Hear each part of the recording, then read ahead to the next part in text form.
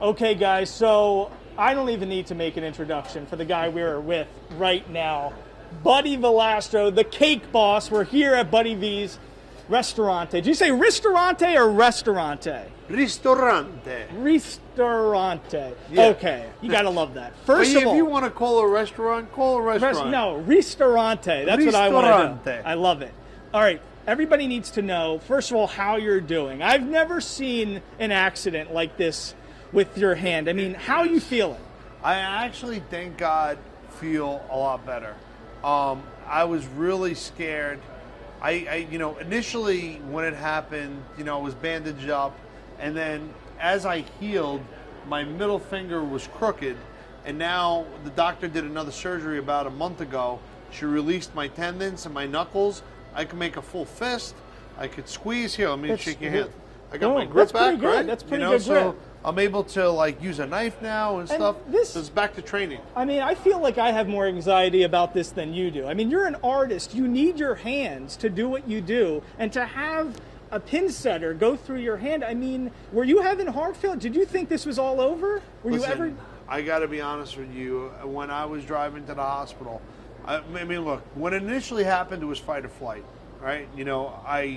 I had some reason. I don't know why, because I was in the most excruciating pain I've ever felt in my life. Yeah. I mean, I was literally crucified by this pin setter, and I was stuck. Right. And and I was on one knee because I was kind of on top of the pin setter, and I said to my son, "Go get the pliers and the sawzall." And my two sons came over. They undid me. They got me wrapped up. I went into a car. I was in the car on the way to the hospital before the ambulance even got to my house. Wow. We're talking like 3 minutes. So something kept me calm. But as I was driving to the airport, I'm thinking, am I ever going to bake again? Like what? Right. Like at this point, I mean, it looked like a horror movie. I had this metal thing coming through my hand. It was really, really scary. And the doctor says, she's like, I think you're going to do really well with it, but we just don't know. And as I healed for the first 4 months, I really couldn't make a fist, right? Wow. I could only do that. I couldn't bend these fingers all the way down. And then in the last surgery she did, look. Wow, it looks good. It looks good. And that's why range of motion, seeing the clips, from Cake Boss and stuff, and you struggling to even spread some fudge on some cakes, it's devastating to watch. Well, I couldn't hold a knife right. Right. Right. Right. I couldn't grip. I couldn't, like take your microphone, right? Yeah. So now I could grip it. Before I was like this. I had to hold it like that. So we're doing good. We're trending in the right direction. Yeah, I would say we're probably 85%. All right, that's good. Now, I want to ask you about this because I'm from Marlton. There's a Carlo's Bakery. That's right. In I love Marlton. Yeah, and great neighborhood. It's a great place. When it came in, I mean, people were going crazy. It was a big deal. Yeah. But you started in your father's bakery when you're 11, right? 11 years old. And then unfortunately he passes away, and at 17 you take over the whole place. Now there's a story I was reading. I mean, there's a lot to unpack just there. But I was reading about you. There's something called lobster tails. Yep. How do you say this? Lobster tail. Well, the lobster tail is the cousin of the sfriadella. Sfriadella. So we're learning a lot today. Yeah. Ristorante and sphere. It's SF. Sfriadella. And when you're wearing a mask, you could have said, it's worse, right, yeah. there you go. So the sfriadella is a cousin of the lobster tail, and it's a pastry that my dad took so much pride in. He did it always himself. Now I assisted him on it, right? But he was the main person who rolled it. So let me set this up for everybody at home. It looks actually very difficult to perfect. And your grandfather from Sicily, they came by Carlo's Bakery, but when he passes away, you're trying to take, a 17-year-old kid, you got to take over the whole business and kind of help people now and run the whole show. Exactly. But you don't know how to really perfect this one item. And in a dream, your dad, all right. Hold the phone, everybody. Your dad comes to you in a dream and tells you how to do it, and the next day you know how to do it. And you know what? When I tell the story, is that true? It not only is it true, my dad came to me in a dream, and I'll never forget the dream. He comes to me and he says to me, I said, "Oh, Dad, wow, you're alive." And he says, "I'm not here to screw around with you." Literally, he says to me, he says, "I'm here to show you how to pull swear dolls one more time." And we went on the bench and we were working together, and he was on the left, and we were doing the same motions together, and we were rolling and going, and then by the end of the dream, there was just one. I was just alone. It was just me doing it.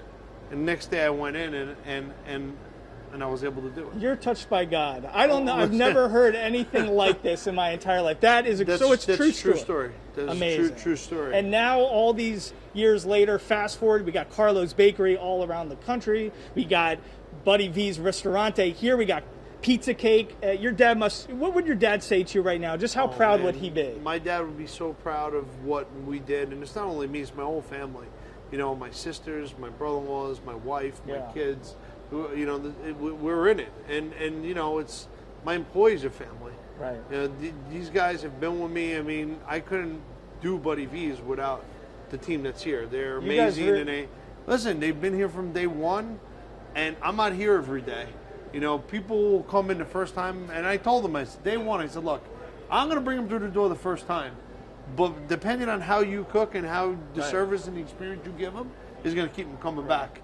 And now it's been 7 years later, and they're still coming back. It's true. You seem like a great dad. I saw what you posted with your kids working at Pizza Cake. Tell me what Pizza Cake is. I'm excited about this. All right, so Pizza Cake was born because my two favorite things in the world are pizza and cake. I love it. It's simple, right? Yes. And I was in search of the perfect New York, New Jersey pizza slice. And my father owned a pizzeria for 30 years in New Jersey. And between me and him and a team, we concocted what I think is the perfect dough.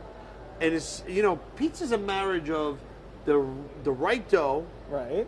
We have a 3-day fermentation process. I've never paid attention more in my life. When I was doing SAT prep, I didn't even listen. I want to know. So the first day you make the poulage, which is kind of like taking the yeast, a little flour and water, and you let it sit, and it becomes almost like the mother yeast. Okay. Then the next day you mix that into the dough. Okay. Right? And then you make your dough balls. And then it sits another day in the refrigerator. Wow. And then the next day you make your pizza.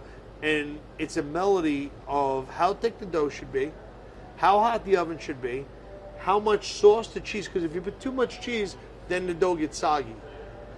And you got to have the right marriage of everything, and that's what the perfect pizza is. We literally just got $1 million masterclass on how to make a pizza. That was exciting. Who cares about Stanley Kaplan? Forget that stuff, everybody. This is important. And you know what? We just want people to come in. So it's multi-layered, right? This Pizza Cake, it's like it's a New York slice. Yeah.